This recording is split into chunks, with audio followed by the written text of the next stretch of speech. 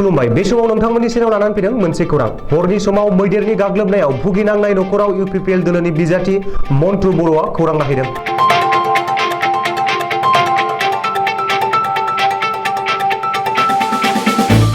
थांनाय हरनि समाव कक्लाबारि बियाबनि सिङाव थानाय कक्लाबारि फार्मनि साखाथियाव थानाय नवदिहिरा 5 नं बालाबारि गामियाव महेश्वर दैमारिनि नखराव हाग्रानि मैदेर फैनानै इन्जुर बोदलानानै दुलिनि माइखौ लांनानै जाहैदोंमोन।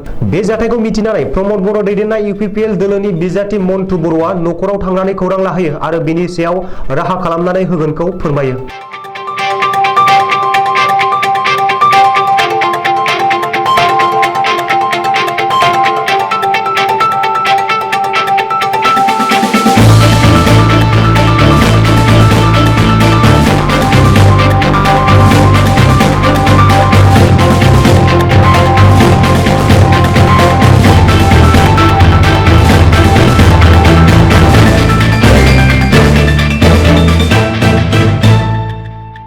थारैनो आं दहाय फुङावनो मेसेजखौ मोनदो नैबे दिहिरा गामिनि नैबे महेश्वर बसुमतारी आरो हिन्जावनि मुङा रुमि दैमारि बिथांनि न'आव हाबफैनानै मैदेरा दुलिखौनो एकदम बिराद गोजानहालागै लाना थांदो।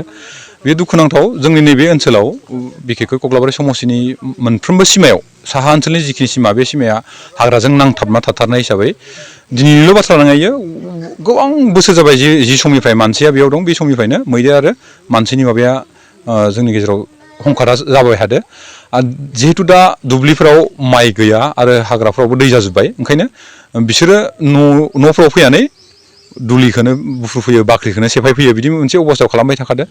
आरो बिनि थाखाय जों थांनाय जि बिटिसि इलेक्सन बे बिटिसि इलेक्सनाव मोनसे मेनिफेस्ट' जों दिहुनदोंमोन। बे मेनिफेस्ट'आव बड'लेण्डनि जिखिनि सिमा हाग्रा ओनसोल जोंनि हाग्रा ओनसोलजों बे सिमायाव मोनसे फेन्सिंनि जि बेबस्था बे बेबस्थाखौ जों लानानै दोनखादों आरो निसय बियो फैबाय थानाय समफोराव खोब थाबैनो बे खामानिखौ मावफुंनाय जागोन आरो। दा मा राहा लानो नागिरदों बिथांमोननो? दाथ' माइयानो गैखाला मोनसेबो आरो न'खौबो सेफायलांखादो।